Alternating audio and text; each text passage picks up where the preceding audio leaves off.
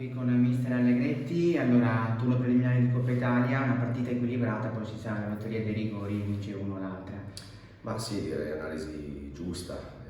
Non ci sono state occasioni limpide da gol da entrambe le parti, è una partita fisica dove le fatiche si sono fatte sentire. E dispiace perché usciamo da questa partita con due infortunati da valutare, che sono due giocatori importanti, ci siamo dovuti giocare due cambi, quindi è chiaro che in questo periodo giocarsi i cambi per i difensori centrali ti mette un po' nelle condizioni di avere poche alternative.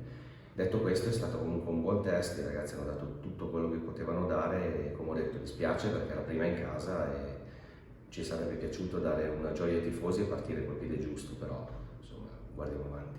Bassano, squadra che ormai conosciamo benissimo, che si è rinforzata come qualsiasi squadra durante questo mercato. Ti aspettavi così? Comunque una Chivense, hai detto, hanno pesato tanto questi due infortuni, il capitano e poi anche Bragagnolo. Alla fine si poteva fare qualcosa di più oppure comunque,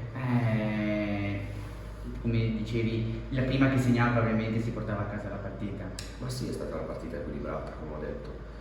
Bassano si difendeva in 5 uomini, è venuto qua per sicuramente non concedere campo, avendo noi caratteristiche soprattutto col Ferrai e Sheriff davanti di attaccare gli spazi, perciò va bene così, insomma, al di là dell'analisi della gara direi che comunque ci portiamo a casa una prestazione di sostanza dove potevamo sicuramente fare qualcosa di più, però allo stesso tempo siamo ancora appunto in un momento in cui va bene così. Va bene, grazie mister.